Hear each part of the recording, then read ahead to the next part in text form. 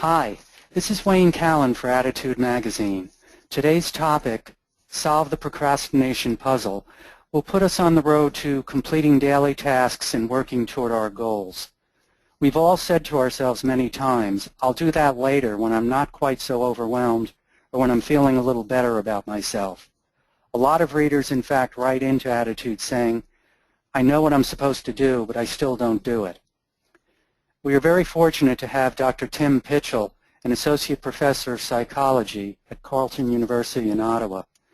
He is the author of Solving the Procrastination Puzzle, a concise guide to strategies for change. In fact, you can read all of Tim's writings on the website www.procrastination.ca. Tim is a recognized authority on the subject of procrastination. He will give some introductory remarks about procrastination, and then we'll take your questions. If you want to ask a question, type it in the Ask the Question box. Welcome, Tim, and good to have you here with us. Thanks very much, Wayne. I'm happy to join you.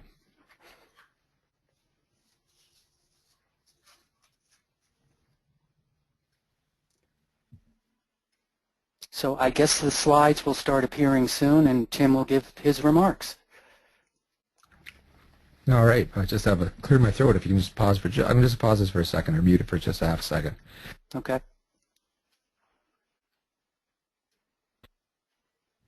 Thank goodness for mute buttons. I saved everyone that terrible cough. Lots of bugs going around. Susan's caught one. She's not with us today. I want to start with a common misperception, Wayne, and everyone on that's listening. Welcome to everyone. It's interesting to talk to so many people that I can't see. But procrastination is not a time management problem per se. And so often people, well-meaning friends will say, oh, you need to get a daily planner or you need to organize your time better. And planning is necessary but far from sufficient, even from the kind of things Wayne was saying a moment ago. We know what we ought to do and we should do, and we don't step up and do it. So the key thing here is that it's about self-regulation failure, because what we're doing with procrastination is we're coping with our emotions at the time. Usually some sort of frustration or just that general feeling of, I don't feel like it, I don't want to. In a sense, we're like we have a little 6-year-old alive and well in us we know what children can be like. It's time to make your bed. I don't want to. I don't feel like it. I didn't ask you what you wanted to do or what you feel like. It's time to make your bed. And of course, that's what we play out in our own lives, and somehow, just like the 6-year-old, we think that's a good enough reason to not do what we intend to do. Now, it doesn't mean that planning and organization and structure isn't important, and we're going to come back to that. It's helpful, but I think at its heart, what we really have to understand is that procrastination isn't a breakdown in our time management necessarily. It's that we're coping with our emotions by using avoidance. And of course, whenever we use a coping strategy and it's successful, it gets rewarded and it becomes a habit, so it becomes a problem unto itself. And these habits start very young in life. I can remember the very first time I remember some academic procrastination was back in grade 5. And I don't know what reason I didn't want to do the task at hand, but excuse me. School is a very unnatural act at the best of times, even though I've done lots of education since that time. I certainly struggled back then with what this assignment meant and whether I was going to do it. But unfortunately, it ended in an oral presentation, and I was just naked in front of the class with this oral presentation. And I had done all this avoidance, and of course, we use avoidance in lots of ways, and oftentimes in school, and it becomes a habit. So I wanted to start there by saying that it's not necessarily a time management thing. It has a lot to do with emotional management, and we'll come back to what that means as well. And as well, it starts early in life for many of us. Could you go to, oh, there we are. Could you go to the next slide, please, Stuart? This is an important saying that at the next bullet point, all procrastination is delay, but not all delay is procrastination. And I think it's particularly important when we're considering attention deficit, because a lot of people beat themselves up with procrastination, and I have to be honest with you, I'm not always convinced it's really procrastination. And to explain that, I have to go to my next point. Procrastination is a voluntary delay. That means at some level I'm choosing to delay. Now, a lot of us will feel like we have no choice. We're feeling compelled to avoid, and we may want to talk about that in questions. But ultimately, we are making the choice. It's not like someone's holding a gun to my head and saying, don't do it, or I have a much more pressing task at hand. For example, if right now the children's school called and said, one of your children is sick, I might have to say, gee, I'm sorry, Wayne, but I can't continue right now because I have a larger priority that I can't do anything about. And no one would say I was procrastinating at that point. So procrastination is a voluntary delay of an intended act. It means I had to decide I was going to do this, and I usually have decided to do it because it's in my best interest at that time. But I'm aware that this needless delay will probably come at a cost, so that I'm aware that, for example, if I was just decided right now, I don't really feel like doing this right now. Wayne, let's do this another time. That would be a needless delay that would be quite irrational, and the cost would be my relationship with all of you. You'd think, what a flake this guy is. Like, what's wrong with him? So the discrepancy here, or the difference here, is really important. We all delay every day. We have to use delay as we prioritize things. Some things have to wait while we do other things, and that's very dynamic. We can have a really good plan, but as the day unfolds, some things will have to give because you think, oh, this is taking longer than I thought, or this has just emerged and it's more important. And that's very rational. But there's something that's rationally criticizable or even irrational about procrastination. You know you're making the wrong choice. Now let me go back to the first comment I made with this slide, which is there's not very much research that relates ADHD or ADD to procrastination specifically, and I can talk about some of that later. But most of them talk about the fact that ADHD is related to procrastination. And I'm not always convinced. I'm sure it's related to delay, but for example, if what's happening is that you're unable to remember what you're going to do, or your inattention has taken you far away from the task at hand, now what's happened is it's not really a voluntary delay, if you see what I mean, that you're not saying, oh, I don't feel like this, and giving in to feel good and putting the task off as a coping mechanism. You really just can't remember anymore. So it'll be interesting to discuss some of this, because I think there's a distinction that will be important in terms of how you try to change the needless delay in your life. Now, it's still needless delay, but on the one hand, it carries that real negative connotation of procrastination, which is, yeah, I voluntarily decided to do this, as opposed to, I don't know what's wrong with you sometimes, I just forget things. All right, next slide, please, Stuart. I mentioned this in passing already. There's very limited published research about procrastination and ADHD or ADD. The most recent paper was published in 2014 in the International Journal of Methods in Psychiatric Research, and the various journals that these come out in are really wide-ranging. And typically, all journal articles report that there's certainly a relation between procrastination and ADHD, in the sense that, and I quote one of my colleagues from the University of DePaul University in Chicago, Joe Ferrari. He published a paper in 2006 on this, and he summarized it by saying, people diagnosed with ADHD are characterized as having difficulties completing tasks on time, organizing work, and are often described as being careless, impulsive, distracted, and forgetful. And they also report feeling easily stressed, impatient, and short-tempered. So these are characteristics of ADHD as described by the American Psychological Association, as described by Ferrari in his article. And of course, we see a correlation between self-report measures of procrastination and diagnoses of ADHD. Notwithstanding all of that, I do challenge the notion of distinguishing between when we're actually procrastinating, which I think can happen with ADHD, and when we are having a needless delay that is a result of inattention and difficulty organizing things. And I think we need to talk about that some more. Next slide, please. When I was training to be a teacher, I've done quite a few different degrees over time, and I've ended up with this Ph.D. in psychology and stayed at a university. But I trained to work in a public school as well and to teach children. And I remember when we were doing workshops with experts on special needs children, children who had exceptionalities of various sorts.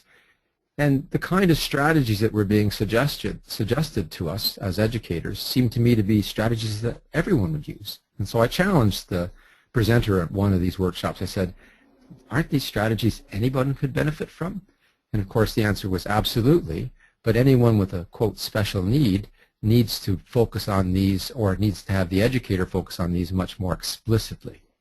So there's a big message in here in terms of the kind of things in writing that I do that talks about procrastination for anyone, and then procrastination in the case of things that might be specific to having attention deficit problems. So the strategies that anyone can use and benefit from in terms of managing task engagement and staying on task and facilitating focus are essential for anyone who is chronically challenged with inattention, hyperactivity, and impulsivity. In fact, the last paper that I mentioned, published in 2014, showed that only inattention was correlated with procrastination in their study. And that's not the case of other studies where we see both impulsivity and inattention correlated with procrastination. But of course, that there's these variables in terms of psychology. If we measure someone's impulsivity or their inattention, it's a continuous variable. And so we all lie somewhere along that spectrum. And at some point, we may diagnose someone as that there's so much inattention and so much impulsivity that we'll consider it a problem per se, but that someone just on the other side of that cutoff point or that line would not necessarily be diagnosed. But they'd still have an issue with impulsivity or inattention. And of course, we find in our regular studies with procrastination that impulsivity is very highly correlated with procrastination. Next slide, please, Stuart.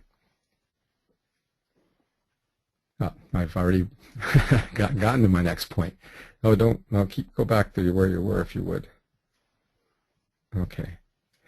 I have talked about this first point. Stuart jumped by there probably because he saw that impulsivity is a personality trait that is related to higher levels of procrastination. But what I didn't talk about is that there are other personality traits as well.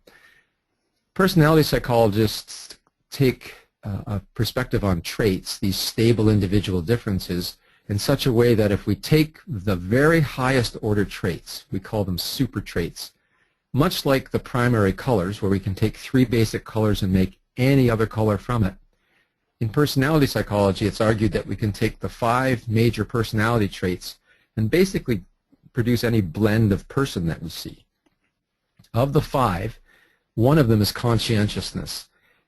Now, each of these traits is highly heritable as well, so that any one of the traits that I might pick on, and I'm picking on one of them, conscientiousness, 50% of the variability we see in this trait in individuals is due to the variability we also see in the genotype. So we inherit some of this from our parents, and of course we learn some of it as well. But someone who's very conscientious is organized, not playful. That's actually an interesting typo there. Planful, organized, planful, and dutiful. And right there you can see that it's the antithesis of procrastination, and that's exactly what we find, that people high in conscientiousness are actually low in procrastination. And I mention this because there's more than one personality trait alive and well in any of us. So although we might be very impulsive or having problems with attention, at the same time we may be very conscientious. So there's other aspects of our being that comes into play when in terms of a resilience resource towards not procrastinating. And this dutifulness to others or to self, being organized and planful, are all assets in terms of procrastinating less. Next slide, please, Stuart. I think most people that have tuned into the webinar today are keen to understand not only the relation between procrastination and ADHD, and in fact, in some ways, Wayne's opening remarks made it clear that lots of people recognize it day to day that I struggle with procrastination. But that's true of just about everyone I meet. In fact, it's kind of an interesting thing to be first a psychologist. So if I go to a social event and someone says, "What do you do?" and I'll say, "I'm a psychologist." And they say, "Oh, are you analyzing me now?" And I'll say, "Yeah, I've already finished that. You're kind of worried about what other people think." And then from there it might be, "So what do you study?" And I say, "I'll study procrastination." And that's, "Oh my goodness, you should study me. I'd be your best case, or better yet, you can study my husband." But in any case, as much as we do see a relation between attention deficit or ADHD and procrastination, procrastination is a common frailty for being human about not following through on our intentions. So the strategies that we have, as I've already noted, are important for everyone, whether or not they have ADHD or any other thing that makes life a challenge in terms of staying on task. So I want to go back to the planning is necessary but not sufficient. And one of the places to start with our plans is not to make general overall goal intentions. So broad goal intentions, for example, I'll do that on the weekend, when you don't specify what that is or when the weekend begins and ends. Does the weekend begin Friday at 6 o'clock or Saturday morning when I wake up, whenever that might be? And when does it exactly end? Does it end Sunday at midnight, or does it go into the wee hours of Monday? See, everything about it is vague and poorly defined, and of course then there's no accountability, and in a sense there's no pressure to live up to any sort of plan. One of the things I've learned from philosophers recently in terms of the philosophy of action is that when we make an intention, that partial plan comes with some pressure for means, ends, coherence. In other words, we feel some pressure to coherently follow through, to fill out our partial plans and act. But if I make a very vague, weak goal intention, then I don't feel I have to live up to anything. I don't have to fill in the plans the same way. So it's important for those of us who struggle with our own inability to follow through to start specifying our plans more. Now, like anything, it's a double-edged sword. We can over-specify early, and that has its own downfalls, and we might talk about that. But for most of us, we benefit from making more if-then or when-then sorts of intentions. When I'm finished with the webinar today, then I'm going to finish the paperwork that I'm doing for a colleague's job. I'm the director of a department. We're doing a retirement replacement. I have other tasks going on today. So if I really want to make sure that I do this, I don't just say, oh yes, I have to finish that job work sometime today. I know that the moment that Wayne and Stuart and I say goodbye, I'm going to shut off my microphone and go to that paperwork. When this is done, then that. And what psychologists, particularly a fellow named Peter Gallwitzer, has shown is that when we make a cue for action that's out in the environment, when this webinar is over, then that cue in the environment kind of frees me up cognitively. I don't have to remember it so much. I've made a cue for my action, and then I'm more likely to follow through. So as a very first step to becoming more effective at the planning stage of things, remembering that planning is necessary but not sufficient, and I'm going to come back to that because this is huge, but it really is helpful to say when, then, or if, then. And you'll find that those specific environmental cues help a great deal. Next slide, please, Stuart.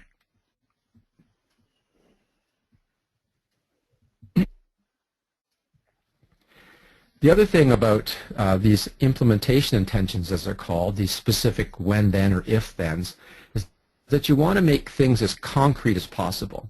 I wouldn't necessarily just say that when the webinar is over, then I'll get on to that job-related stuff. I would want to say, then I'm going to do the retirement replacement justification form, because that's exactly what I have to do. I get very concrete about it. Because interestingly, and through psychological research, we've learned that when we think of things concretely, they seem to belong more to the present. And when we think about things abstractly, there's not that pressure. They seem to belong more to the future. So if I want to develop a sense of urgency around things, not only will I plan using when, then, these implementation intentions, how I'm going to implement things, but I'll make them as concrete as possible, specifying what I'm going to do, because then there's this sense of it belongs to today. It's a unique thing about the way we think, but as the behavioral economists have shown us, we are predictably irrational in many ways. You know, it seems kind of strange that just thinking about things concretely would make them seem more time urgent, but they do. Next slide, please, Stuart. Mindfulness and self-compassion. There's lots more I'd like to say, and I'm hoping it's going to come out in our questions. But I want to talk about the fact that we did a study a while ago where we looked at self-forgiveness and procrastination. And I did this with a colleague who'd studied a fair bit on forgiveness, not necessarily self-forgiveness.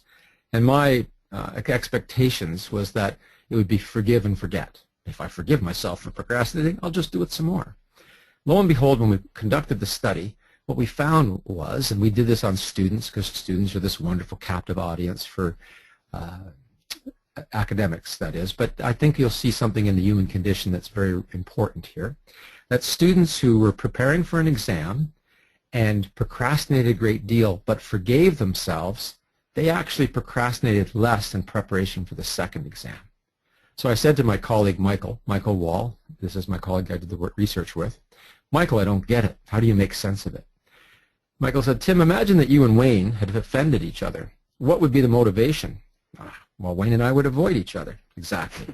He said, well, that transgression against Wayne, if you think about it with procrastination, it's actually a transgression against the self. So when you transgress against the self with procrastination, what's the motivation? Well, you want to avoid the whole thing. I don't want to think about it. But what if Wayne offered some forgiveness to you? What would be the motivation? I'd approach Wayne again. Wayne would approach me. And if you offer yourself some self-forgiveness around your procrastination, the same thing, the motivation changes. This is a whole avenue of research now on self-compassion and procrastination, and it comes down to that old adage of, you know, in life it's always lived 2 steps forward and 1 step back. And if we're really a harsh internal critic, we're only feeding some very bad internal dialogue that's usually alive and well for most of us anyhow. And we have to be firm in terms of our resolve to make change, but gentle with ourselves in terms of that compassion that, yeah, it's human to err, and I'm going to get up and try again. And where the mindfulness comes in, of course, is that, okay, this is the last point I'm going to make, and then I hope to open up to questions. But you know when I said that planning is necessary but not sufficient? Well, let's say I make this really good when-then intention. So when the webinar is over, then I'm going to work on the retirement replacement justification. And then this ends, and I think, I don't feel like it. This is a tough one. I just don't want to do it. And this is what we all have to recognize, that just because we make plans and we make them as specific as possible and we put the environmental cue there, it doesn't mean that when the time comes we're actually going to feel like it. And the mindfulness not only brings some self-compassion, but mindfulness also brings a non-judgmental awareness of our emotions. This is hugely important. I think it's very similar to the day that you learn that you're eating sometimes not because you're hungry, but because you're trying to cope with some emotions. Or you're spending money in a store not because you need that thing, that new pair of shoes, but because you're doing what my sister jokes is called retail therapy, right? And in each case, we're doing something similar. Sometimes we're eating calories we can't afford. Sometimes we're spending money we can't afford. And with procrastination, we're wasting time that we can't afford to waste. And the common theme there is where I began, which is it's an emotion-focused coping strategy. So the mindfulness that I'm speaking of not only builds this self-compassion, but the non-judgmental awareness of my emotions. And so I learned that I can have an emotion without being that emotion. Yes, I feel, as Wayne's opening comments or quote was, I feel overwhelmed. And so you can say, you might want to try to justify to yourself, I'll come back to this when I don't feel so overwhelmed. Well, or you can take a non-judgmental stance to your overwhelmedness and say, isn't it amazing how overwhelmed I feel right now? I can have this emotion. I need not be this emotion. I get this quote from a fellow named Parker Palmer. He wrote a wonderful book called The Courage to Teach, and teaching is my passion. And this book in particular is one that I've taught many of my students and shared with colleagues, because the quote continues, and he said, I may have fear, but I need not be my fear, for I can work from some other part of my inner landscape. And we all have other parts of our inner landscape, and that's what I have to be non-judgmentally aware of. Yeah, right now I'm having this feeling of fear or feeling out of control, but there's other parts of me that I can draw on. And if I'm just patient here, these other emotions will pass and I'll be able to function. And really, to me, that's getting at the heart of the strategy I use every day, and I have to use it every day because if I didn't, I would procrastinate. And I always say to myself, let's just get started. Now, with that as a kickoff point, I think, Stuart, if you go to the next, I think that's my last slide, is it not? If you go up one more slide, good, perfect. So Okay. This "let's just get started" is the real turning point in my life and what I've gained from so much research. In fact, I'll close my opening comments by saying that I do a blog for Psychology Today, and I've been doing it for years. And I had written about ADHD and procrastination on the little bit of research that was there. And I've gotten lots of reader comments, and one reader wrote so eloquently about his experience or her experience of procrastination and ADHD. And at the end of this, and you can read it on Psychology Today if you want, it's called the Don't Delay blog. But this is a quote from the letter that he wrote to me, or she wrote to me. "The best advice I gleaned from your blog is a basic truth understood by anyone who succeeds. To accomplish anything, you'll have to do what needs to be done, whether you feel like it or not. For a chronic procrastinator, that's a bitter pill to swallow, but I found that the more I embrace this hard fact of life and put it into practice, the less I allow my anxiety, frustration, and craving for immediate mood fixes to dictate my actions in the moment." And I thought, wow, if you're getting that from the blog, then I'm really succeeding, because we have that 6-year-old alive in all of us who doesn't want to deal with frustration, who doesn't feel like it.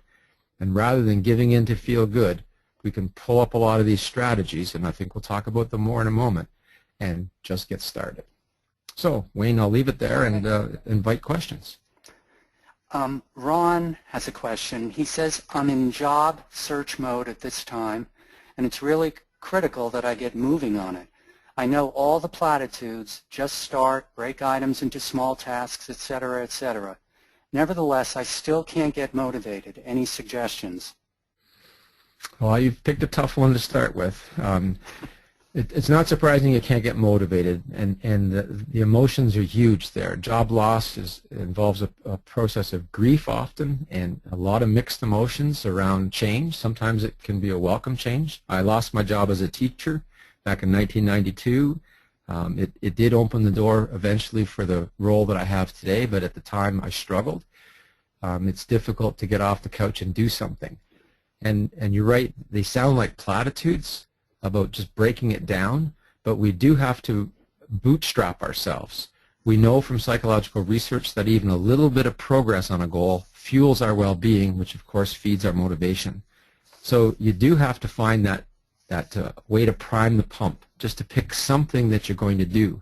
So I'm going to argue you're going to have to put a lot of strategies together in a row, which is often the case. There's no magic bullet here, but that first you're going to make a specific plan. You're going to say, and I would be surprised if this isn't the case, that your CV is not in a form that's going to be useful to you, so it might be the first thing you need to tackle. Now that can feel huge, because how am I going to revise this thing? So the very first thing is to set that implementation intention, that if-then, just like when I finished the webinar intention, and then make it very specific. All you're going to do is update your contact information. I'm not talking about rewriting your whole CV. I'm going to open the document on my computer and update my contact information. And when that time comes, you know you're not going to feel like it. So then you're going to make the next deal with yourself is that I'm just going to get started. That's all I'm going to do.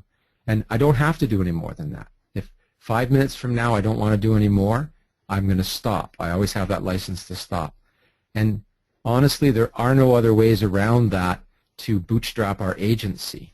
Other than someone literally dragging us, and that's not our agency. So it sounds like platitudes on the one hand, but it's truly the way we can bootstrap ourselves to these little wins. I'll give you another concrete example.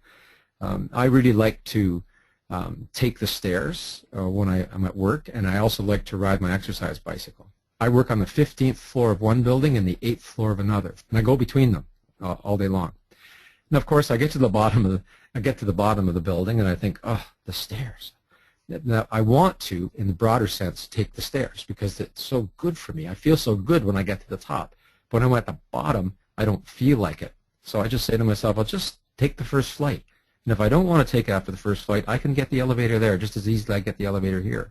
99% of the time, of course, I walk to the 15th and I feel great.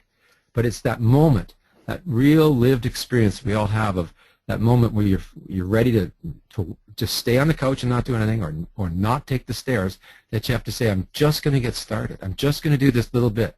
And if I don't want to do it after that, I don't have to. I'm sorry if it sounds like a platitude. I know in my own life it's far from a platitude. It's a specific strategy. Mm-hmm. Yeah, and really, I mean, that motivational issue is huge, because sometimes what we can do is find external motivation for a while. So we enlisted other people to put pressure on us. But honestly, sometimes in our lives, that's been the whole problem. We've had authoritarian parents running our lives for us like that. We've had bosses that externalize everything. In fact, we've never learned to self-regulate. And so the self-regulation has to be bootstrapped from a place of, gee, I have to struggle with my own sense of agency. I have to struggle with the fact that I am making choices. If I'm sitting here on the couch, I have to acknowledge I'm choosing to sit here, and I can choose to get up. And that's why, at its heart, I think procrastination is a deeply existential issue, because it's not about being productive at the workplace. It's about living the life you want. And so it's acknowledging that this is my life. This is not a dress rehearsal. I'm making a choice right now. I'm never getting this moment back. In fact, that's why I think that we see in every major world religion the notion of sloth is connected with the notion of sin, and whatever that means in the various world religions. But there's not a world religion that doesn't have this notion of sloth being a problem of the human condition, because we're wasting the one resource in our life that's non-renewable, and that's time. And I think sometimes when you can be so stark in your question about, how am I going to find that motivation, I think it's that time when we have to dig down into those existential moments and realize, this is my life I'm talking about. Like, I can lay here and wallow in it if I choose to, but at least I have to recognize that I'm actually choosing to do this. And at that point, sometimes it just sobers us right up. Mm-hmm. Yeah. So that would be the start of an answer to that, for sure. Teresa has a question. Actually, there are several questions like this. I am fraught with guilt and shame when I procrastinate. I feel that way anytime I have things that need to be done and I'm not doing them. I have a very hard time shifting gears and taking a break.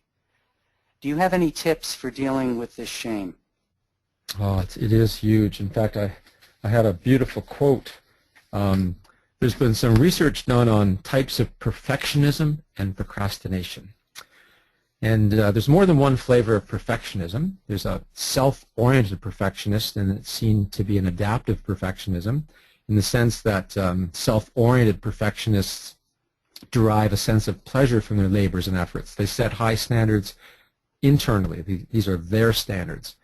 Socially prescribed perfectionists, on the other hand, they're always trying to live up to the expectation of others. They have this internal dialogue going on that's really quite negative.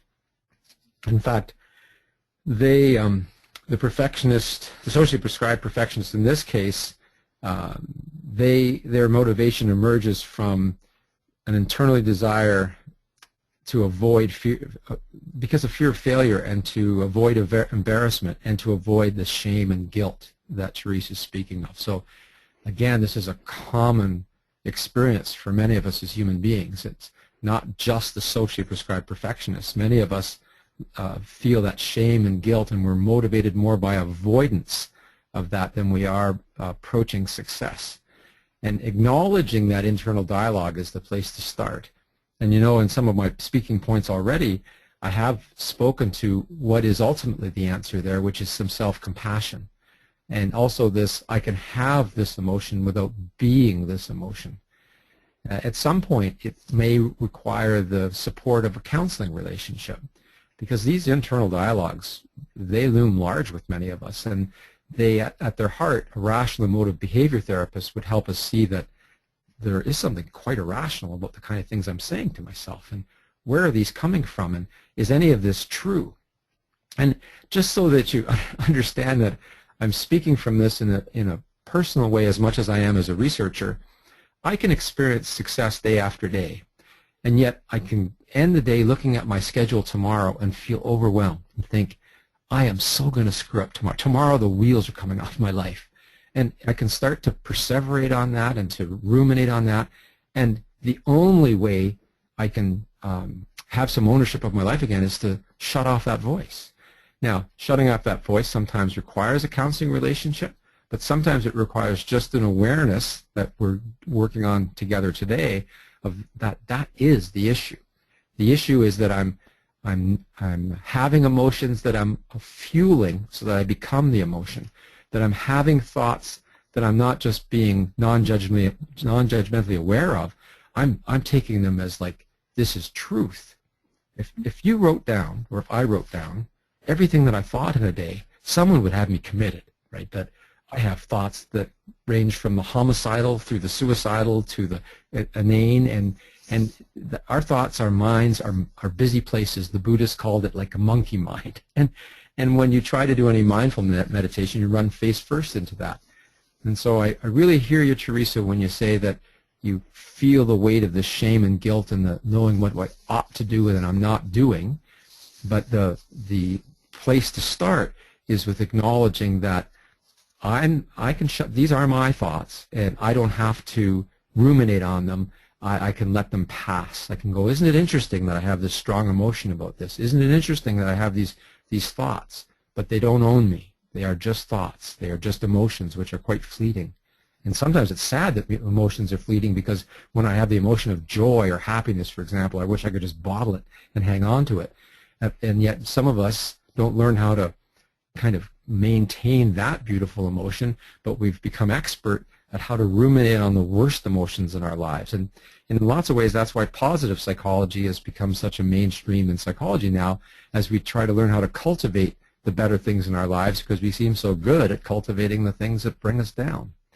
Again, a partial answer, I'm sure, Teresa, but I think I've cut to the heart of it in terms of acknowledging that these are rational internalizations that we've developed over time, often through the influence of significant others in our lives, but we don't have to perpetuate them.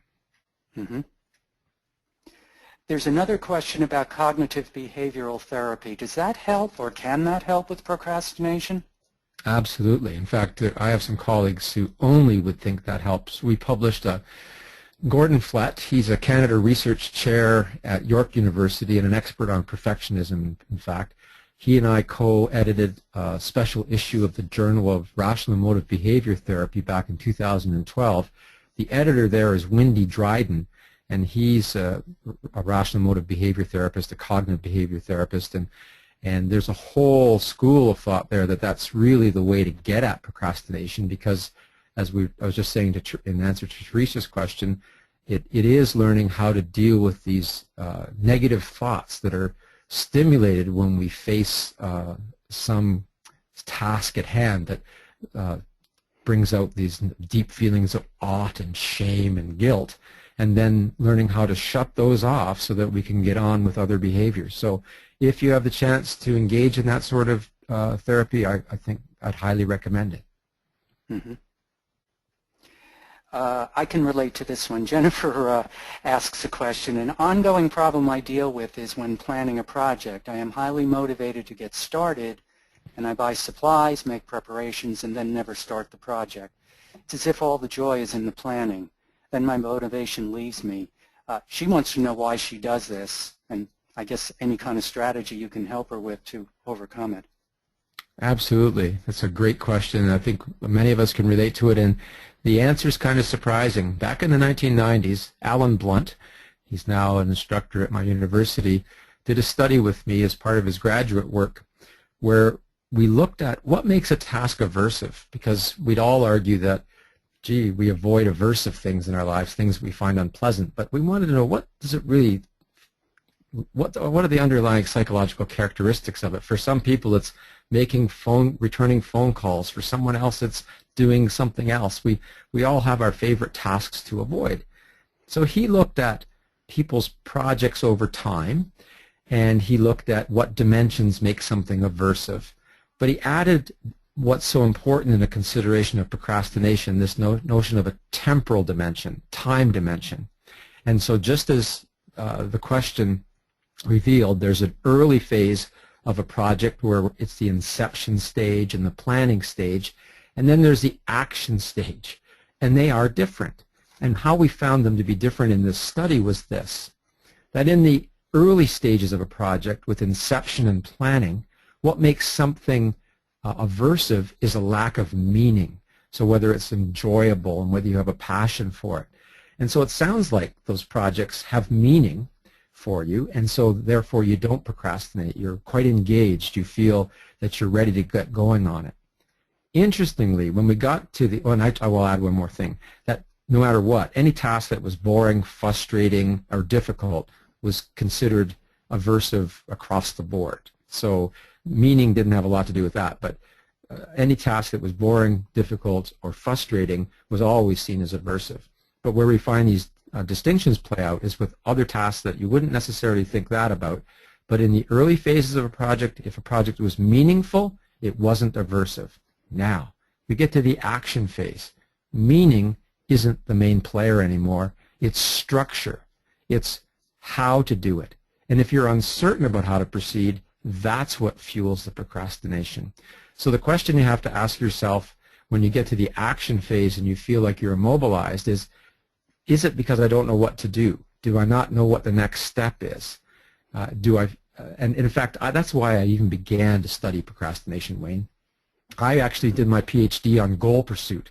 I was studying people's personal projects and how affected their well-being. And in one of the studies I did, I interviewed people. And I remember talking to one doctoral student, and I said, "What are you doing?" And she said, "Nothing. I'm really procrastinating." "So what should you be doing?" "I should be working on my comprehensive exam." "Oh, so why aren't you doing that?" "Well, I really don't know what to do. I don't even really know what a comprehensive exam is." I said, "Why don't you ask your advisor?" "Oh, I couldn't do that. I don't want him to know that I'm not doing anything." Well, you can see the double bind you're putting yourself in there, and it kind of played out when we did this other research study that showed that at the action stage, the thing you have to solve is the structure. Do you know how to structure it? And if you actually do know what the next steps are, then you have to pull out other strategies particularly around, now I don't feel like it. Because the other thing about the beginning of a project versus the action stage is that the beginning holds so much promise. The ideas dance in your head. But we all know that ideas are different than writing. When we start to write, some of the things we thought made so much sense fall down. Or if we're actually, like say we're actually building something or we're designing something, in our mind the loosely held ideas are so elegant, but then when we actually start working with materials, oh, it's not anything like we imagined, and that's when we face the frustration, the anxiety, the self-doubt. So sometimes those emotions only come out when the rubber hits the road of really doing things. And at that point then, not only do we have to know that we structure it well and know what to do, but we have to be ready to deal with that, I don't want to, I don't feel like it, I'm overwhelmed, I'm afraid. And it goes back to a lot of that fact that this is an emotional intelligence we have to draw on at that point. Mm-hmm. Yeah, that's what my answer would be. This is a mother talking about her 7-year-old son. I mean, we've mostly been dealing with adults, but he seems to procrastinate a lot, and it's difficult to get him going on homework or cleaning his room. Do you recommend rewards? How do I help him to get going? So I guess the strategies are a bit different for a middle school child. Yeah, and kids are a work in progress. Partly because if we were to get into the neurophysiology of self-control, we would talk about executive function. We'd talk about the prefrontal cortex, the last part of our brain as a species that was added that does the organization and planning. And that's the last part of our brain at the individual level to develop. So there's developmental issues with children in self-control. And, there's very many, famous studies, including Walter Mischel's The Marshmallow Study that talks about individual differences in the ability to delay gratification. But I'm a 59-year-old guy that I call myself a dinosaur dad because I have a 7-year-old and a 9-year-old. And I often tell the story of my son from last year who's 6, and I'd say, "Alex, it's time to make your bed." He'd say, "Dad, I don't feel like it. I don't want to." "Alex, I didn't ask you how you felt or what you'll want to do. It's time to make your bed." And of course, he's digging his heels in. I said, Alex, I'll give you $1 if you can count to 10 before I can make your bed." Now I've got his interest because he wants the $1. I said, "But you got to count 1001, 1002. And so he starts to count, and he's got a single bed, and it takes me about 6 seconds to make it even really well, right? Pull the covers up, tuck him in, get the pillow right. And he doesn't get his $1, but he's learned an important lesson about how long some tasks take. And it's not the magic bullet because he can still dig his heels in. So I had to remind him of how long does that really take? "Oh, it takes you 6 seconds, but it takes me longer." "Okay, let me time how long it takes you. And he still realizes how long it takes. And now every day his bed is made. Now, are there rewards involved? His allowance is contingent upon him doing some of the household duties, one of which is making his bed. But part of my real education with Alex was teaching him how many things don't take long at all. And yet these are often the things that we procrastinate on that really build up, like picking up your stuff or making your bed or flossing your teeth or doing some of the other health habits that are important to us. So we need to model that in so many ways in terms of how long it takes to do it versus how long it takes to avoid it. Now this is not easy because I have a daughter who's 9 and she has a diagnosed learning disability and a little bit of attention. She has an inattention issue. She wasn't formally diagnosed with ADHD, but I'm a psychologist. I sat with a psychologist and I said, I think she's got an inattention problem. And my wife has finally agreed that now that she's learned more about ADHD and the inattentive type, she's saying, that's Laurel, isn't it? I said, absolutely, it's Laurel. And Laurel fights so much about doing her homework. It can create the most unpleasant evenings for us because homework is just like a prison for all of us throughout their school years. And what we have to do is prime that pump of getting her to feel competent because, you know, she's overwhelmed by doing the work. She's already imagining the worst, which we all do. The task always looms uglier and bigger before we get into it. Most of her stuff's in complete disarray, which is one of the toughest parts. She has very bad organizational skills. And so most of our bootstrapping and priming is helping her get organized, helping her get on task. And then once she's on task, wow, it's just incredible what she can do. But boy, she's ferocious. I mean, just truly ferocious during that whole process. So I have to use a lot of my own self-regulation skills not to react emotionally to her and just keep seeing her own fears and the reason why she's pushing back, as opposed to just seeing this belligerent little person who should do what she's told. Mm-hmm. And that's the toughest part as a parent, is because, you know, a lot of us were brought up as, you know, who would ever talk like that? I would have been smacked across the back of the head. You know, you just did what you were told. But here we're raising children to understand that that's not how people interact, and that she's going to do this for herself. And I also believe a lot of non-catastrophic failure. So I try not to be the helicopter parent and let her fail sometimes, so she has to face up to her teacher and say she didn't do the work. So all of those together are practical strategies that have a basis in developmental psychology. They do involve some reward, but reward is a slippery slope, and I think that's why you put it in the question. Because, you know, if you set up rewards, then children will want a reward for everything. So if you're going to move to that kind of reward structure, you want to remember what Skinner showed us in the 50s and 60s, which is that the most powerful rewards was the variable ratio reward. You didn't get rewarded every time. The animal or the person would get rewarded occasionally, so that you see a pattern of working towards a reward that didn't depend on every performance got rewarded. And that's an art form in itself, how to negotiate that. So rewards, external rewards, can be helpful at the beginning, but you've got to move it back to a variable ratio, and then ultimately you want the young person to internalize these things. And more than that, as I want with my own daughter, I want her to see that she has the strategies internally to control herself when she's getting overwhelmed, and she is overwhelmed, to find ways to control herself. And at the risk of making this a very long answer, sometimes that involves breathing. Like with my daughter, who's intensely emotional, she's like me, like we're both what personality psychologists would say, very high on neuroticism or emotional instability. We're not the calmest of people, and she reacts so strongly, and so the two of us together, holy mackerel, can become if I don't work hard at it, it become explosive.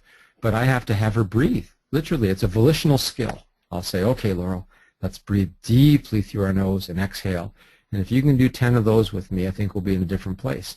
And that's a volitional skill that many of us need to learn in our lives, because after you can do 10 nice deep breaths, your perception can change. And so I'm trying to teach my daughter self-regulatory skills, even at the level of how to calm yourself down. Now, nothing comes overnight, and nothing comes over even a week or two. It takes consistent belief in that these things will make a difference as long as I keep as my goal self-regulation as opposed to conformance. You know, if she's just conforming to my pressure, she's going to get to university and come apart at the seams, and I see it all the time. Yeah, that's a lot. You're getting a lot of answers. You can cut me off if you want. No, there's a quick question. I wanted to get a few more quick questions in.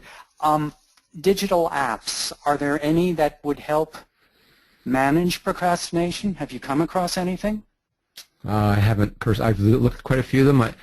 I think we're all looking for that magic bullet. I use my digital appliances all the time. I have iPad, iPhone, and a Mac. I've been using a Mac since '85, so I'm in that cult deeply. All the other devices work the same way, of course. I'm a big user of a calendar. I color code all of my activities in a day. Professionally, that's teaching, research, and administration, but I color code my recreational time. I color code time with the kids, things that are specific to my wife. And one of the reasons for that is I can just glance at my week and do a forensic audit of where I'm spending my time and asking myself, am I spending my time where I want to be spending my time? Because remember, this is about living the life I want to live. But also, and more importantly, the reason I use a calendar is that if I agree to do something, much as I agreed to do this today, I put it in my calendar. And then I hold that as an intention that I have to live up to. Now, always recognizing that when the time comes, it doesn't mean I'm going to feel like it. Now, it's different with an obligation like I have today because it's so public, of course. But I treat all my obligations to myself like I treat my obligation to you, Wayne, which is I've made an intention. And so I just get started. So I find a calendar tool very powerful that way. Now, interestingly, what can happen with calendars and lists, like apps like Things and others that I've used, and I like Things, but you know, we can use calendars and lists as an emotional coping device. So we make the list and we feel like we got things under control. And ironically, we put on the list things we've already done to cross those off. And we've got our calendar set out, but I can tell you that most of us don't have anything listed for today that's mission critical. It starts tomorrow. So we got to watch how we use our calendar. And I use my calendar as a way to structure my life so I achieve the things that I want to achieve. Other apps, some apps that know your geolocation can be helpful for you if you really love technology, because they can help you with those reminders. But there's always the fear of second order procrastination where you don't even use the app. Yeah, that's a problem too. Yeah. This is a good one. I don't think you directly answered this one, but this is very ADHD-ish. I can understand that emotions are key in why we procrastinate, but what's especially challenging for us ADDers is the executive functioning deficit, which doesn't seem to be I don't want to, but rather I don't know how to question. Can you provide any insight on this? And I know we've done a few stories where sometimes ADDers just don't want to ask questions because they don't want to look less than perfect. But in a case of procrastination, it can really hurt you unless you get that critical information somehow. Oh, absolutely. In fact, I think you come back to the main point I wanted to make at the beginning, which was I don't think all the delay that we see associated with ADHD or ADD is procrastination at all. I agree. It's not emotion coping. It's like I'm just completely overwhelmed and confused. I don't know what to do next. It's just a big muddle. I keep forgetting. In fact, if you read the blog posts that I've written about ADHD, I talk about the first time I ran into a friend who was diagnosed with adult ADHD, and he felt such relief in understanding why he was, as he put it, such a screw-up all the time. Because he wasn't voluntarily putting off a task because he was coping with his emotions. He was just completely befuddled. And I think that seeking help is crucial, and using a lot of structure is crucial. And I think that as a community, you know more about this than I do.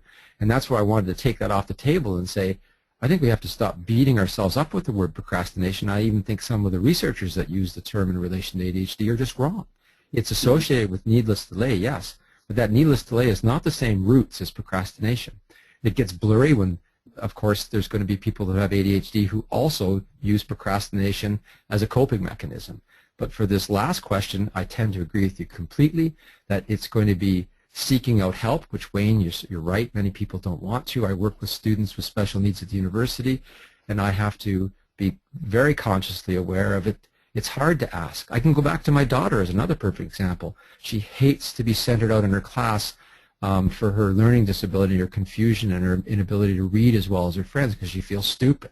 And yet that just leads to her coming home and not being able to do her homework. And then what does she do at home? Then she acts out emotionally because it's all just coming out of her pores. She's frustrated. She hates having the characteristics she has as an individual, the challenges she's facing. And so that's where not only is it self-compassion, but then on my part, it's other compassion. You know, compassion's huge there. And structure is, yeah. So I hope together that made some sense. But I certainly live that at many levels, professionally and personally. Yeah. I don't know if you can answer this in a short form, but it doesn't have to be that short. But loads of questions about people who consider themselves perfectionists, and they want to lose that tendency, or at least mute it to the point where, well, to prevent them from procrastinating. A lot of them pinpoint perfectionism as a reason why they procrastinate. They don't think they're capable of doing the job perfectly. So, is there any worldview or studies on that, about how to lose that or mute it or put it more in the background? I'd recommend, because we're getting close to the end of our hour, that people that are interested in this look up the work of Gordon Flett, F-L-E-T-T, at York University. I have posted a few things on my blog, and I've interviewed Gordon in my own podcast, I Procrastinate podcast. It's a few years ago I interviewed him on this. That might give the long answer for those who want it. But as I said before, there's more than one flavor of perfectionism, and I'm quite sure these are all socially prescribed perfectionists that they're trying to live up to the unreasonable expectation of others. They've internalized this, and there's almost never any satisfaction with the work done. That's one of the telling signs that you do it, but it's never good enough. And I think honestly, a counseling relationship can be very important there, because these are long ingrained patterns of thinking about and of self-worth and feelings about self.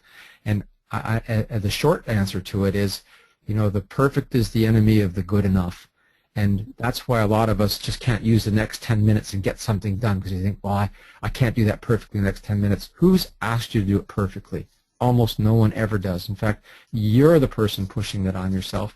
Just get something done, and you'd be surprised how much you can give back to the world without anybody criticizing you, even though in your heart of heart you're still thinking, it could have been better. Yeah, it might have been better, but it's good enough, and that's all that we really need. And that's the short answer to it. But the long answer, take a look at Gordon Flett's work. Well, that was a great answer. That really was. That hit home for me. So it hits home to me too. We'll have to end it there. Thanks, Dr. Pychyl, for all of your insights and takeaways. It was very instructive for me. So. That's good. I hope it was to others as well. It's odd not to be able to even hear anybody on the other end. But yeah, thanks for coming today, and I hope it did make a difference. And the answer lies between you and me. I didn't come here with all the answers, because we don't understand ADHD completely. We certainly don't understand procrastination completely yet. I think that we're walking towards that together. Yeah. Well, thanks, Dr. Pychyl, again, and have a good day, everyone. Yep. Thanks, Wayne. Thanks, Stuart, for the tech support. Take care.